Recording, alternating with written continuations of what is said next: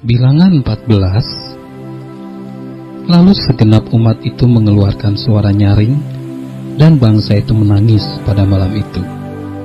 Bersungut-sungutlah semua orang Israel kepada Musa dan Harun, dan segenap umat itu berkata kepada mereka, "Ah, sekiranya kami mati di tanah Mesir atau di padang gurun ini. Mengapakah Tuhan membawa kami ke negeri ini, supaya kami tewas oleh pedang, dan istri serta anak-anak kami menjadi tawanan? Bukankah lebih baik kami pulang ke Mesir?" Dan mereka berkata seorang kepada yang lain, "Baiklah, kita mengangkat seorang pemimpin, lalu pulang ke Mesir." Lalu sujudlah Musa dan Harun di depan mata seluruh jemaah Israel yang berkumpul di situ. Tetapi Yosua bin Nun dan Kaleb bin Yefune, yang termasuk orang-orang yang telah mengintai negeri itu, mengoyakkan pakaiannya dan berkata kepada segenap umat Israel, "Negeri yang kami lalui untuk diintai itu adalah luar biasa baiknya. Jika Tuhan berkenan kepada kita, maka Ia akan membawa kita masuk ke negeri itu dan akan memberikannya kepada kita, suatu negeri yang berlimpah-limpah susu dan madunya. Hanya janganlah memberontak kepada Tuhan, dan janganlah takut kepada bangsa negeri itu, sebab mereka akan kita telan habis. Yang melindungi mereka sudah meninggalkan mereka, sedang Tuhan menyertai kita. Janganlah takut kepada mereka." Lalu segenap umat itu mengancam, hendak melontari kedua orang itu dengan batu. Tetapi nampaklah kemuliaan Tuhan di kemah pertemuan kepada semua orang Israel. Tuhan berfirman kepada Musa, "Berapa lama lagi bangsa ini menista Aku, dan berapa lama lagi mereka tidak mau percaya kepadaku? Sekalipun sudah ada segala tanda mujizat yang Kulakukan di tengah-tengah mereka. Aku akan memukul mereka dengan penyakit sampar dan melenyapkan mereka. Tetapi engkau akan Kubuat menjadi bangsa yang lebih besar dan lebih kuat daripada mereka."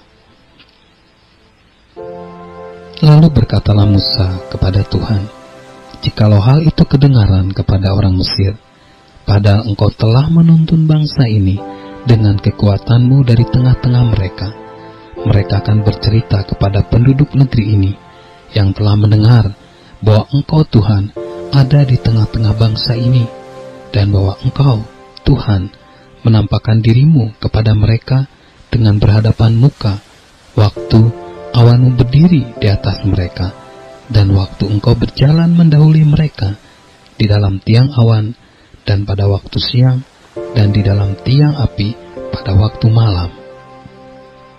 Jadi, jikalau Engkau membunuh bangsa ini sampai habis, maka bangsa-bangsa yang mendengar kabar tentang Engkau ini nanti berkata, oleh karena Tuhan tidak berkuasa membawa bangsa ini masuk ke negeri yang dijanjikannya dengan bersumpah kepada mereka, maka Ia menyembelih mereka di padang gurun.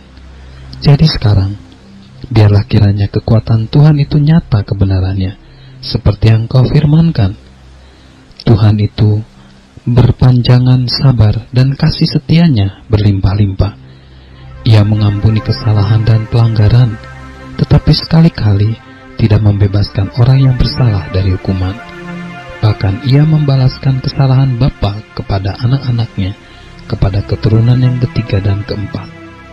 Ampunilah kiranya kesalahan bangsa ini sesuai dengan kebesaran kasih setiamu, seperti Engkau telah mengampuni bangsa ini mulai dari Mesir sampai kemari. Berfirmanlah Tuhan, Aku mengampuninya sesuai dengan permintaan-Mu. Hanya demi Aku yang hidup dan kemuliaan Tuhan memenuhi seluruh bumi. Semua orang yang telah melihat kemuliaan-Ku dan tanda-tanda mujizat yang Kuperbuat di Mesir dan di padang gurun, namun telah 10 kali mencobek Aku dan tidak mau mendengar suaraku, pastilah tidak akan melihat negeri yang Kujanjikan dengan bersumpah kepada nenek moyang mereka. Semua yang menista Aku ini tidak akan melihatnya. Tetapi hambaku Kaleb, karena lain jiwa yang ada padanya dan ia mengikut aku dengan sepenuhnya, akan kubawa masuk ke negeri yang telah dimasukinya itu, dan keturunannya akan memilikinya. Orang Amalek dan orang Kanaan diam di lembah. Sebab itu, berpalinglah besok dan berangkatlah ke padang gurun ke arah laut Tebrau. Lalu berfirmanlah Tuhan kepada Musa dan Harun, berapa lama lagi umat yang jahat ini akan bersungut-sungut kepadaku? Segala sesuatu yang disungut-sungutkan orang Israel kepadaku telah aku dengar. Katakanlah kepada mereka, demi aku yang hidup, demikianlah firman Tuhan, bahwasanya seperti yang kamu katakan di hadapanku, demikianlah akan kulakukan kepadamu.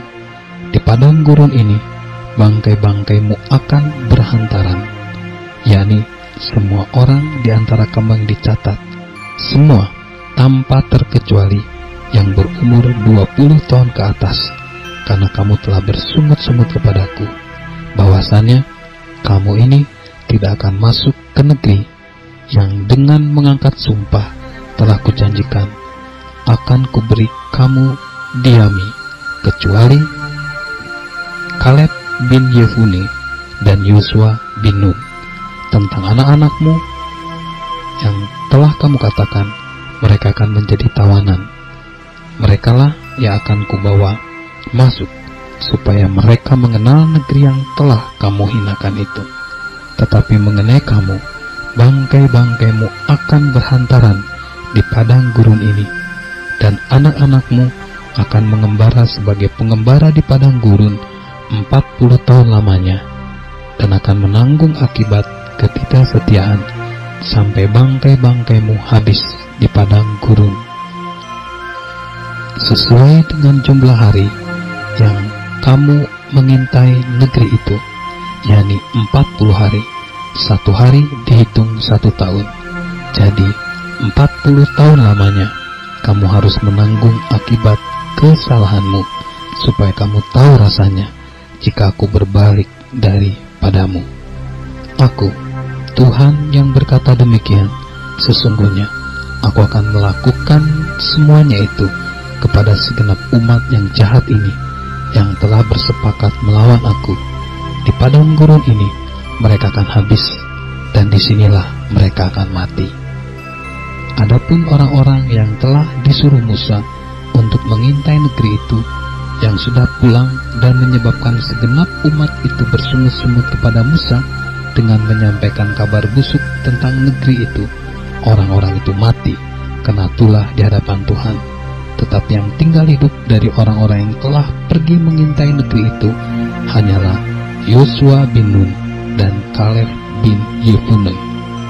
Setelah Musa menyampaikan perkataan itu kepada semua orang Israel, maka berkabunglah bangsa itu dengan sangat.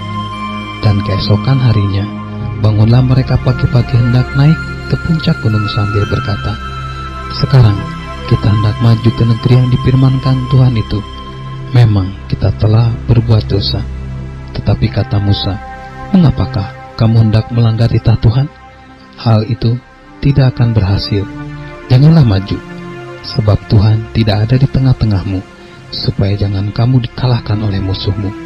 Sebab orang Amalek dan orang Kanaan ada di sana, di depanmu, dan kamu akan tewas oleh pedang. Dari sebab kamu berbalik membelakangi Tuhan, maka Tuhan tidak akan menyertai kamu. Meskipun demikian, mereka nekat naik ke puncak gunung, tetapi tabut perjanjian Tuhan dan Musa juga tidak meninggalkan tempat perkemahan. Lalu turunlah orang Amalek dan orang Kanaan yang mendiami pegunungan itu dan menyerang mereka. Kemudian orang-orang itu mencerai-beraikan mereka sampai ke Horma.